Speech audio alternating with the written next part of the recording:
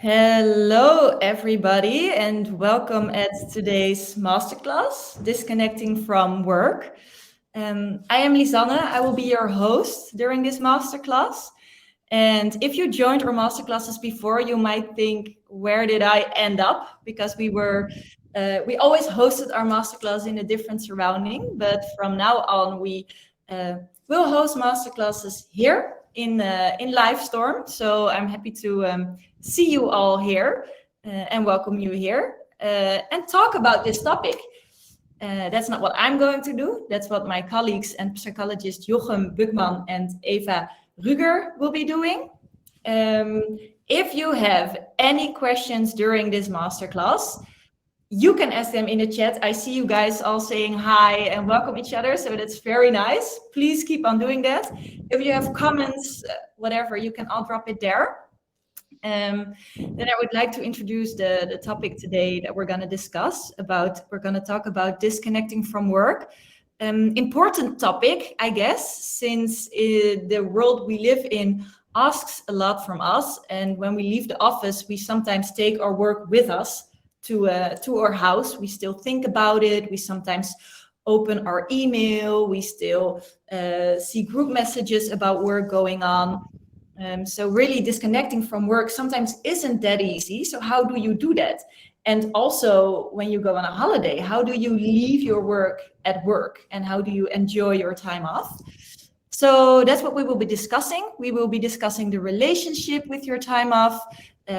What is an effective work-life balance? What do you expect from a work-life balance? How do you set boundaries for work and for life? And how do you take a proper break? Which is really important because when I speak for myself, taking a break isn't something that I always see as effective, but is really effective and productive. And how do you truly enjoy your downtime? So once again, if you have any questions, please drop them in the chat. We will go over them at the end of the masterclass in our Q&A. And then I will invite Jochem to start the masterclass. Great. Let's go ahead and do that. Thanks for that introduction, and also from my on my behalf, welcome to this masterclass. A bit of an ironic one for me personally. I just gotten back from my own holiday, so to me it's all about reconnecting to work, but I also feel like I'm in the right mindset to still disconnect a little bit. So for the framework that we'll be talking or we'll be using a lot throughout the rest of this masterclass, you can think of your average week, right? So in an average week, you're thinking about when am I going to take time off? You're thinking about how to balance it all, where of course, you're going to have to say no to some people, set these boundaries. And of course, there's weekends and evenings and free days that we'd like to enjoy as well. So keep in the back of your hat, what we're trying to do here is just take an average week and see how we can move on from there. So let's dive straight into that first part here, that relationship that we're having with our time off, right? And for that, let's think about that perfect week. And if you want to go for some more interaction, feel free to write about what a perfect week would look like for you. But it could be that on forehand, you really thought about it, you planned it all really well, and then Monday it starts, you have some effective meetings, or if you're a psychologist like me, you have some very nice clients, and it all works out just fine, right? At the end of the day, you feel energized by a great job that you're having, you have energy left to go exercising. Afterwards, you're going to meet with some friends, and then in the evening, you still have time to watch your favorite Netflix series, because of course you have to be on top of that too, right?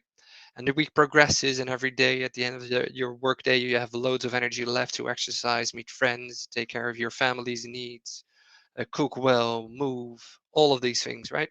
And then the week is over, and then in the weekend, you're not concerned with your work at all, right? You're just sitting there, being completely relaxed, not doing too much, having these fun little activities, right? Sounds nice, doesn't it? But maybe if you're a bit like me as well, this is not how every week looks like, right? It's probably good to think about if we have 52 weeks in a year, how often do we actually have that? How normal do we think that is? Because to me, there's also a lot of weeks that start like this. On Monday, I haven't prepared that well, started my week, moved into it. At the end of the day, I said I would exercise, but there again, I find myself laying on the couch just watching that same show that I've watched a million times before again, right? And then that moves on throughout the week. And then in the weekend, I'm only busy with trying to recharge before the next week starts. How many weeks do you have that are more like that? Are the imperfect weeks, so to say? Let's think about that for a bit as we're moving on to that first point here, um, which is very much connected to the relationship we have with our time off. Because if you're like a lot of people, um, uh, it is that second week that happens more often. And what we're seeing often here is something that we like to call the exhaustion funnel. So it often starts a bit like this, that we have at the very top of the funnel here, that we're normally concerned with our work, our career, that we have some chores, right? Kids to pick up, houses to clean. Then we have to take some time to rest, right? Perhaps that's laying on the couch, but also literally sleeping and taking these breaks. And then we have some time for play. And I think this is the one that, in the way that we're trying to design our lives around us, is the one that usually gets removed the quickest as stress increases and we get more and more busy in our life, right? So at that point, it's just working, working, working, having some time left to do the chores. The house is still sort of relatively clean and we still sleep well. The very next thing that usually goes is rest, right? We're still able to do our work, maybe not as well as before. We're still able to pick up the kids and clean out the house. Some signs may be showing, but imagine that at this point you're having more and more deadlines. Then usually we stop doing that as well. You're only focusing on work, and then what invariably happens is that we're at the bottom of the funnel where exhaustion happens. This is something that we're seeing very, very often with our clients, and where this is also the way that we're trying to build that back up, right? So we're starting to introduce rest again and seeing how we can build up that funnel from the ground up too. I think if you would ask me where would you like to start intervening, it would be at that first level, right? Before people stop playing in the broadest sense of the word, right? Just doing things that are fun for you, that recharge your battery, is one of the most important things to start working on, right? Um, So I think it's important to realize that that perception of work and effectiveness and productivity is something that's influenced by so many different things, right? I think primarily by upbringing. And I mean, you can see that around you. Some people are much more able to just take some time off whenever they need it, and some people have a very hard time with it. I mean, me personally, I grew up with a grandfather who was a director of a big transportation company, and before his 50th or around his 50th birthday, he worked himself into a heart attack and had to quit his entire job. That gave me as a kid sort of the a double vision, right? At one hand, seeing somebody work really hard, at the other hand, also seeing what happens when somebody really works too hard. I think that influences our perception on what it actually means to be effective in our work or in our private lives. And then there's that little thing, right? Our biology that isn't really working along with us, right? Once our system is being activated, there's cortisol, the stress hormone, working and whispering to ourselves. And maybe this is something that you have as well, that um, little voice in the back of your head, you're already working some overtime and saying, just one more email, just once this is done, I'll be able to rest a bit more. But this is cortisol driving you a bit further than you maybe should go, right? So that are all these things that are influencing our framework here. So how do we change that? Um, I think it helps to be very much conscious of what we're doing, right? Being able to change that perspective um, on work and productivity.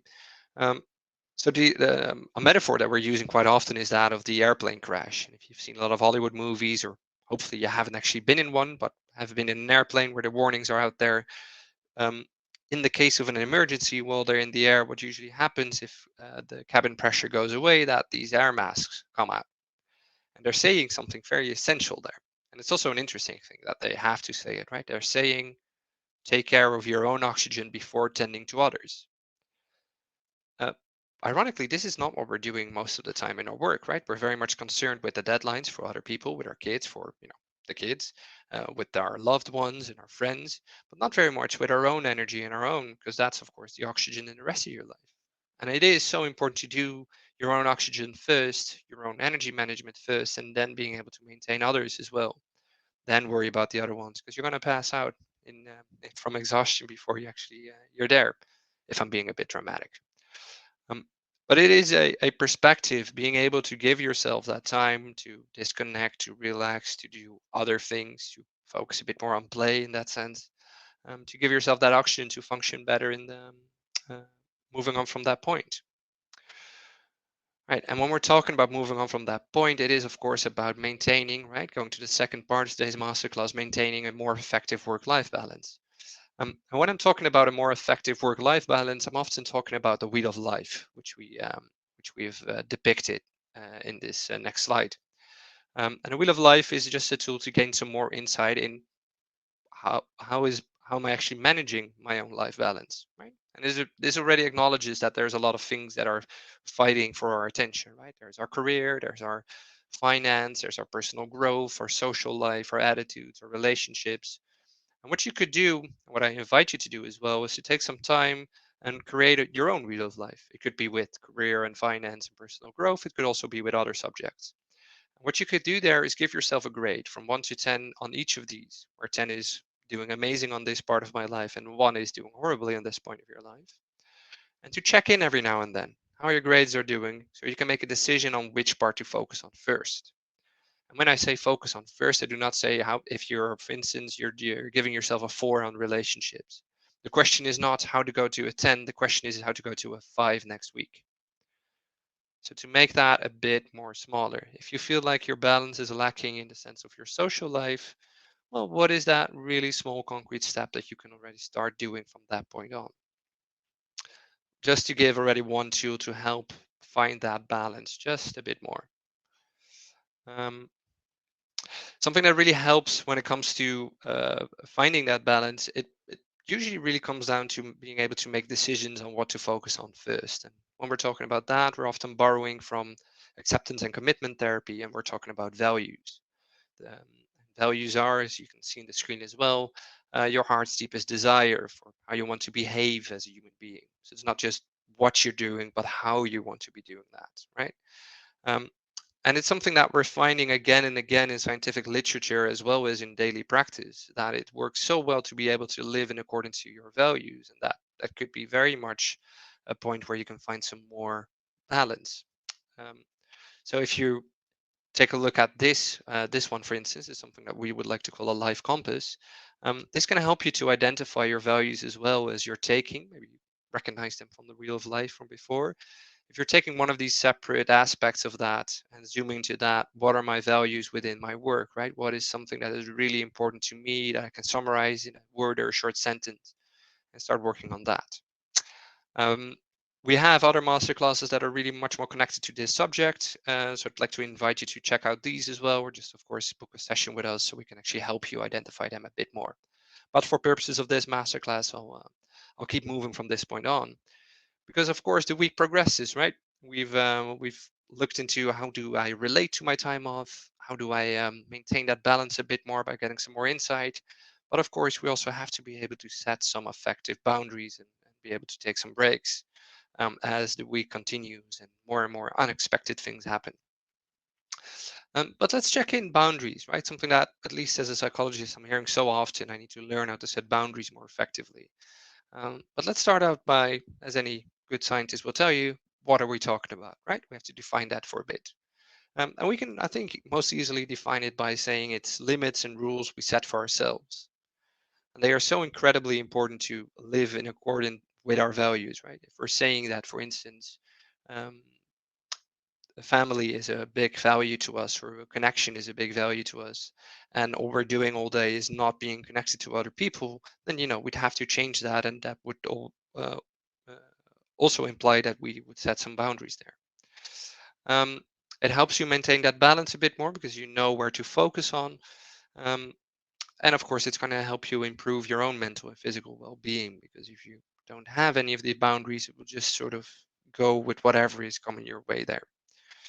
Um, so in order to implement those boundaries more effectively throughout your life, the biggest thing, and also for me personally, is to plan ahead at the beginning of the of your week.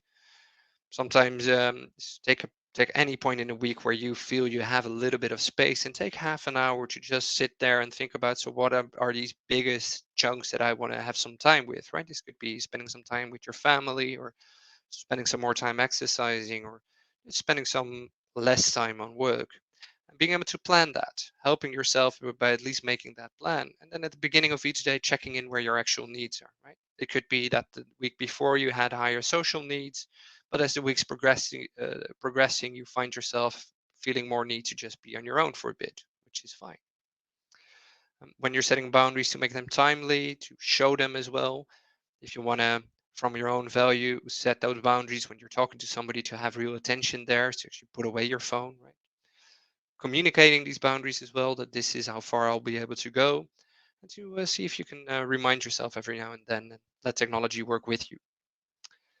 Um, so I'm going to ask you, as I'm nearing the end of my first half, um, do you actually know your own values? Would you be able to list them or talk about them? And if so, what makes it difficult or easy for you to set your boundaries, perhaps based on that? So feel free to also stop the recording for a bit if you want to think about this a little bit longer. You can just carry on afterwards. And in the meantime, I'd like to ask my colleague Eva to take on from this part.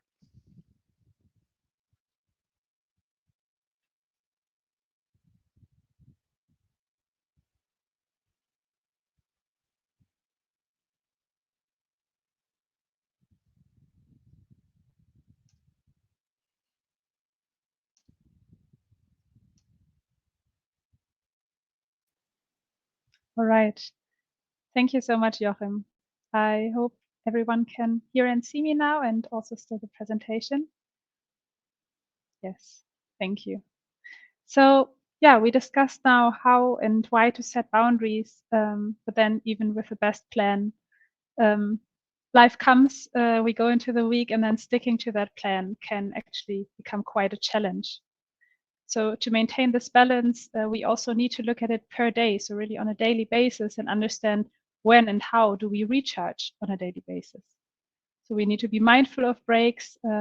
So let's also dedicate some time to talking about the topic of breaks. And on this slide, we summarized some reasons for why you should be taking a break. And this, seems quite obvious, quite straightforward to a lot of people. We all know we should be taking a break. And still, often we don't do it, because when we feel like there's no time for a break, we have too much to do, is usually when we most need it. As also when you think back at the exhaustion funnel that Jochem explained, we saw that usually what gives us energy and what gives us playtime and rest is usually what we cut out first when life becomes stressful. So it's really important to implement them to maintain your energy and to prevent this exhaustion from happening. Breaks are also important to live mindfully, which essentially means being in the moment. And we want to be productive, effective at work. So we want to be mindful there, but we also want to be mindful in our break, truly disconnecting and focusing on what we're doing outside work. And finally, breaks also free up space for creativity, for healthy habits, for connecting socially, and to build those social bonds that in the end also give us a support network, and that strengthens our resilience in turn to deal with stress again. So as you can see, breaks are also productive in a way. And then when it comes to how you should spend your break, this is really about finding your own style. So it's important to reflect on your own style of relaxation. Maybe you can take a moment, think back at previous experiences that really made you disconnect and relax. Maybe you also want to inspire each other in the chat and share which activities or moments help you disconnect. And for example, weekends or holidays are a great time to experiment a little with that and learn what helps you to disconnect. Because one relaxes by lying in the sun and reading a good book, and other people relax by being active, by doing sports or engaging in a hobby. And what's connected to that is also finding your energy givers. So really making an inventory of what gives you energy to also implement those activities throughout your daily life. Because we experience energy drainers or things that we invest a lot of energy into, and then also things that give us energy, and just becoming aware of that, maybe even making a list, having that at hand to choose from, depending on your energy and your need, can become very handy. Then also there's passive versus active relaxation that we want to point out. So sometimes our needs or energy tell us we feel like really distracting ourselves, just being taking a bit more passive break, maybe watching a movie, watching a series. And sometimes active relaxation can be being really engaged in your hobby, in something that you like, or in exercising, an activity. Now we know why we should take breaks, and we can experiment, find out how to best spend them, really take time to reflect there and prepare. And then this is what we do throughout the week to maintain our energy a bit more. And then we move from the week towards the weekend or our time off. And we really want to enjoy that downtime. But we often notice that it's not that easy. So do you truly enjoy your downtime? Can you disconnect from work? So we're connecting a bit also with why we're giving this masterclass. It is a challenge for many people and for several reasons. And we want to address some of those reasons that we really see coming back in our consultations with people reaching out to us. And the first one you see here is feeling restless when relaxing. Because we live in a fast-paced world, and most of the time we're busy doing things. We're always in this doing state. It can be really difficult when we are active to calm down again. Most people experience this as challenging and difficult, especially when you're not used to taking free time, when there's always a lot going on. It can feel a bit uncomfortable, and that is very normal. Everything that's new can also feel, difficult at some point, or not as normal. But if you look at our autonomic nervous system, this is also quite logical. There are two major divisions of the autonomic nervous system. The sympathetic system, which is responsible for preparing for an emergency, it's this alert state, and the parasympathetic system, which is responsible for resting. And it just takes some time to switch from the doing, from that one system to the other one. Another difficulty that many people experience is having difficulties letting go of thoughts and also emotions about work. So that's what we just talked about, not being in the moment, but having thoughts coming about, in that case, work in your free time. And that's what a lot of people see when they are trying to relax. It is really hard to let go of those thoughts. We have a lot of thoughts on a daily basis, on average more than 6,000 thoughts a day. And those can be thoughts about the past, about the future, about work, yourself, or others. And often these thoughts come and go quite automatically, but they also can bring up some frustration, because when there are thoughts that we don't want to be thinking or coming up or giving attention to at this moment. Another feeling that can be associated with, or that can come up when you're taking time off or wanting to rest, is the experiencing guilt. And although that's an emotion or a feeling that's not very comfortable to feel, or that we want to avoid, and that brings us to wanting to do something again, getting into this doing state, the function of guilt is actually quite beautiful, because it wants to ensure that we don't drift too far away from the values that are important to us. For instance, if it's very important to us, it's an important value to be there for others, and then we actually attend to our own oxygen and take a break. Guilt may arise because it makes us feel like we're going away from this value of being there for others, while we're actually attending to recharge our energy. And the last one on this slide is limiting beliefs. So Jochem already mentioned that a lot of what has to do with why it's difficult to disconnect from work and why we always want to be doing and be productive is our upbringing, and there often also a lot of beliefs are formed. Like believe that only if we're producing something and we're being productive, it's a good spend of our time. And this can create extra pressure when you want to relax. And those are just a few reasons that we summarize that we feel are very common, but I'm also curious if you recognize some of these or one of these reasons, and maybe you can let us know in the chat, which is for you the main reason making it difficult to disconnect. But we addressed quite some challenges, and we wouldn't only address challenges without also giving some tips and some ideas on how to deal with them. And the first one here is to identify, acknowledge, and accept. This has to do with the thoughts and emotions I just mentioned that can come up.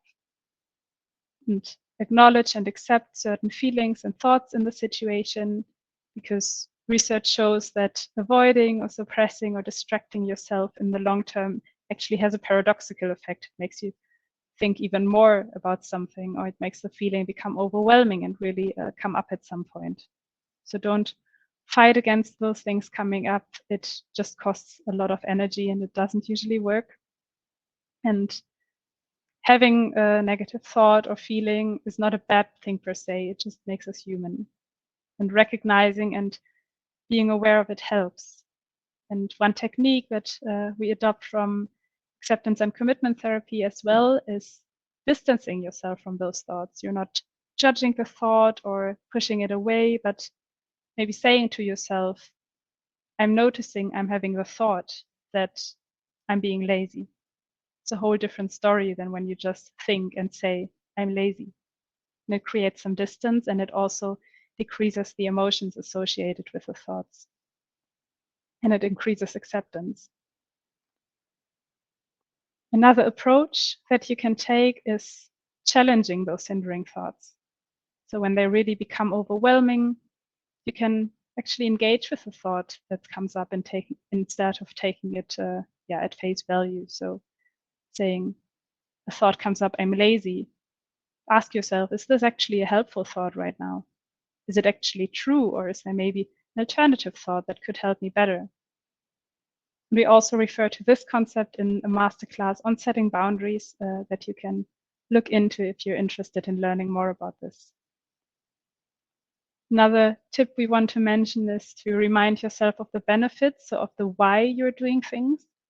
We heard earlier that values and reasons can really help make decisions. And if you remember, you're doing this because it's important to take care of yourself. So in the end, you can be a better version of yourself. You can help others better. And that gives also some motivation and helps to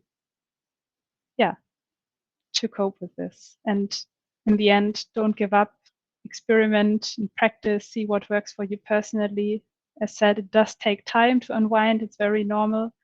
And the more you practice, the easier it can become.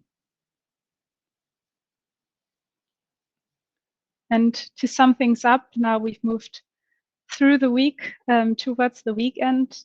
So before the week, remember to check in on what's important to you, which areas you want to give your attention to. Think back at the wheel of life or the life compass. Then when you move through the week, pay attention to your boundaries and to your breaks and on how to spend them. And then at the end of the week, reflect on how it went and on how you can enjoy and relax even more.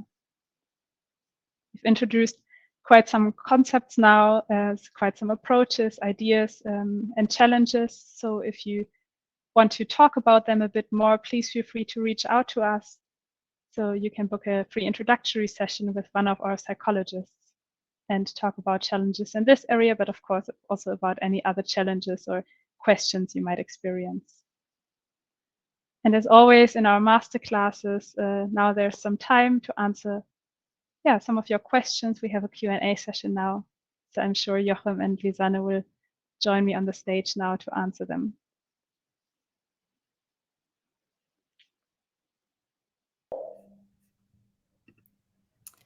Hello, I'm back here on the stage and I'm waiting for Jochem to join us too. And here he is.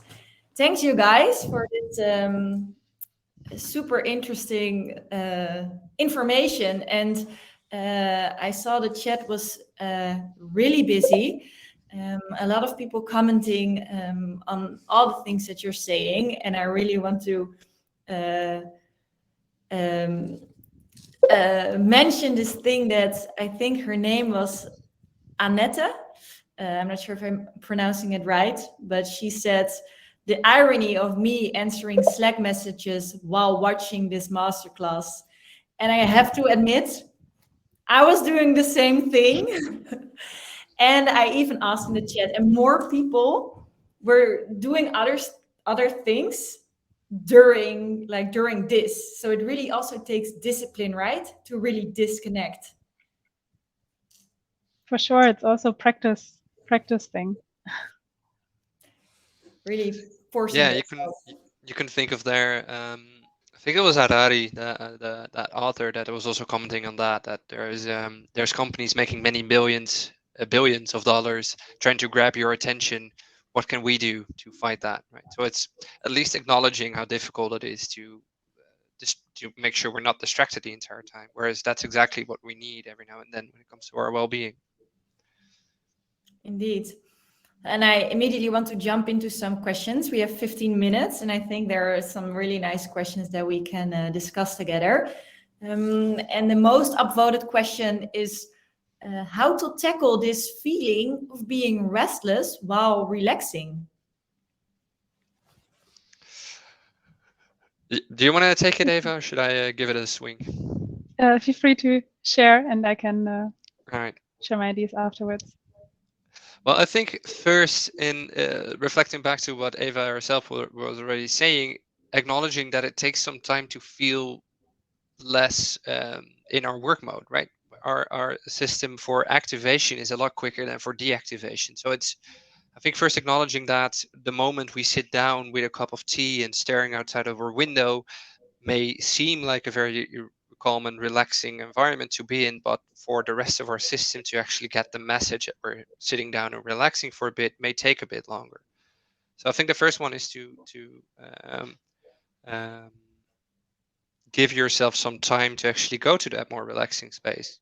And if you're finding that it really takes too long for you to get that, maybe you look at a more structural basis on what is making you so active. And then there's, of course, a whole range of breathing exercises that you could do in that moment to already at least calm down your system a bit more. Yeah, for sure. Yeah, I also thought of noticing what happens in the moment. So a big part of it is accepting that you're restless and understanding that it is challenging. And then one approach is to look into what makes you restless. And maybe there are specific thoughts about work or just one project you're working on, but also calming down your system, your body, really, with some breathing exercise. There are really nice exercises out there. And yeah, a big part is I think accepting that it is challenging. And it can be, we're human. Yeah, we didn't even mention that, but I think it's always useful to think of ourselves as mammals, right? We are very much, at least, evolved to spend a lot of time not doing that much, right? So give us some slack that it takes our system a bit longer to adjust to a very different world than what we're accustomed to as a species. Indeed. Another question that is asked a lot, and gets a lot of upvotes, is how to be in the moment and avoid thoughts popping up in the head, and how to enjoy the present day and worry less about the future. Like, I hear mindfulness coming up here, but I want to hear your answer. Nice one that you already mentioned it. I think, avoidance is a very interesting keyword here, because that tends to be our first reaction to those thoughts, right? That's also what we said. So one technique is already distancing yourself from those thoughts by acknowledging their thoughts, their activity that is happening. They come up automatically, and distancing yourself from them. But Jochem, what do you think? Yeah, I felt that same irony. Sort of why fight the very thought happening, right? Because it doesn't have to be a fight. Like if you're sitting there somewhere relaxed and a thought pops up about, oh, I should send Peter an email tomorrow. There's nothing wrong with that thought, right? What's probably wrong with the thought is that what we're doing at that point is we're punishing ourselves by saying stuff to ourselves like, you see, there I'm going. I'm never not busy with work. And then that train starts going and we start spiraling. Whereas it's just letting that happen fairly similarly to any of the other 6,000 thoughts we have during a day is much more calming. sort of, oh, I thought about that. Fine. Carrying on with what I was doing, right? Yeah, And and I'm actually seeing that in the chat. What I wanted to say next is focusing on other things except for your own thoughts, such as your breath and whatever is happening inside your body could be helpful as well. yeah, and when it's a lot of worrying, and that becomes overwhelming, it may also be nice to write those worries out somewhere, leave them on a piece of paper, not only in your head spiraling, but giving them a place that really can help as well. Cool, thanks, guys. Another question that came up during the masterclass when you talked about limiting beliefs. The question was actually, can you share a bit more about it? What are most common limiting beliefs, and maybe how do you deal with this?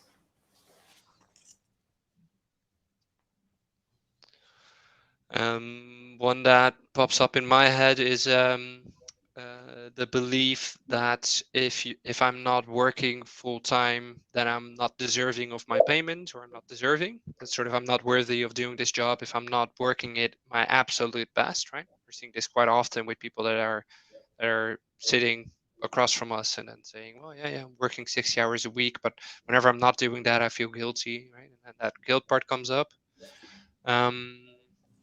So there's that one. There's the one that if I'm not working hard, my team members have to pick up for me, and I don't want to burden other people. So definitely something that limits as well. And then there's a last category, which I see, I'm not sure about the data on this one, but I'm seeing that quite often, is if I don't put in all the effort here, it's going to go terribly wrong, right? I have to be in control the entire time, which is also definitely something that, if you think about that a bit longer, right, most companies will still function if one person gets out, right? It has been functioning probably before you started this function, it will do that afterwards. But that notion of building that entire thing and then feeling that it's all up to you is, I think, a very stressful and therefore a limiting belief as well. Yeah, very nice. And as you also said, how is our perception with work actually shaped? A lot of it happens in our upbringing and in our culture where we grow up. So that's usually where our limiting beliefs are formed. I lately spoke to a German client, and she said, we're German, we live in Germany, so we learn things have to be hard, otherwise it's not good. They have to be hard. And that's not very helpful to think, but it's very logical. We think that if we see it around us, if everyone wants to live up to that. So acknowledge, maybe you can even figure out where it comes from that you're having this belief, and acknowledge it doesn't have to be true. Maybe you can reformulate it to a belief that's more helpful for you. That's a good idea, because I did see a lot of limiting beliefs coming over in the chat, even in the questions that people ask. For instance, I saw this question. Let me check. Here, for instance, Joris asked, work is mostly done in team. This comes with a dilemma. How can I set my boundaries and take my time off without burdening my team? It's immediately this limiting belief about burdening your team with your workload when you take time off. He adds an interesting question, though. So how can I set those boundaries without burdening my teammates, leaving them in a position where they are not able to do the same? Any playful or practical ways to address this in the team? So how, as a manager or as an other team member, announce that you take time off, and how to deal with this? I feel like I'm often doing the metaphor of working in a wood processing factory, right? So imagine you were standing there and you're with a team of people, and a lot of trees come in, and it's your job to make that with a very crappy old machine, make them into wooden boards, right? If something would happen there, would your first, if you wouldn't be able to keep up with the amount of wood that's coming in, would your first response be, I'm not functioning well, or my team is not functioning well? Or would you look at the amount of trees that are coming in all day? Or would you look into the amount of wood that you would have to produce at the end of the day? So I think the approach is, if there's, say you're with 5 people, 1/5 less production capability, then it's probably going to have an effect on your outcome. And the easier it is for you to acknowledge that it's going to be either going to run a bit later, or you're not going to do as much as you would normally do, I think that's the most practical approach from being upfront with this. Because what I feel often happens in organizations that people leave and then the same amount of work has to be done, which is, I feel, a very unhelpful approach. Very nice. And I think communication is for sure always a factor as well. Like if you can address this challenge as well, your own personal challenge, but also the challenge the company or the team has with it, with either inside your team and then at some point, if necessary or possible, also with other levels in the company. Because again, it might be the amount of wood coming in.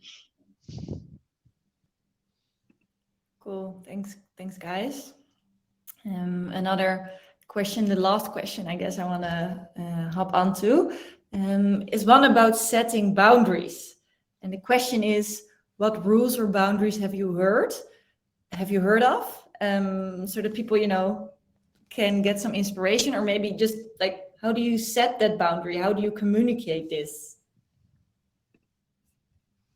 Like in the work context, or how do you interpret that question? Well, I think the question in general is like, how do you set a boundary? We can all think about, I'm gonna say no if my colleague asks me to do this, that, or that for her.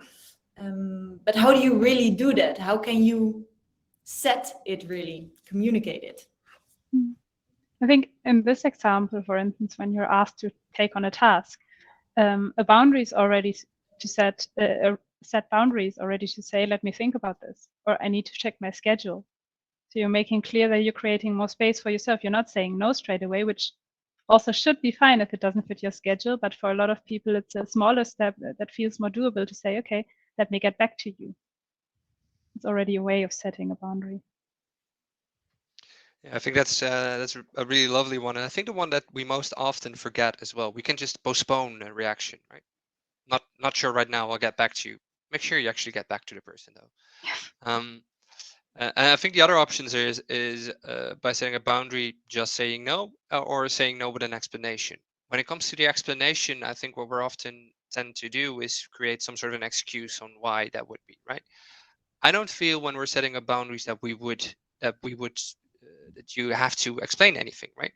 You can if you feel like it's a more polite thing to do, but you're not owed anything to almost anybody, right? I think when it comes to your employer, perhaps some explanation is warranted, but at the end of the day, it is your time. You're an autonomous person. You can do that. If you do feel the need to explain, which again is very normal, right? I would always connect it to a certain need that I was having, right? So either saying I'm feeling a bit overwhelmed, so I have a need to find a bit more calm, so I'm going to take some time off tonight, or I'll get back to you on this tomorrow or next week. But start from that own perspective. Use the word I as much as you can, and work from your own need as you're explaining that. Do not lay it at the other person. Do not provide an external source. Just say whatever it is you need at that moment, and you'll find that mostly people can connect to that. Thanks. And one thing I learned from one of you guys, actually, from another psychologist, is that saying no is actually, I think her saying is like, clarity is friendliness. So saying no is really clear for a person and can sometimes be really friendly, and maybe friendlier than saying yes and then after a while say, oh, but I didn't manage. So no is always an answer.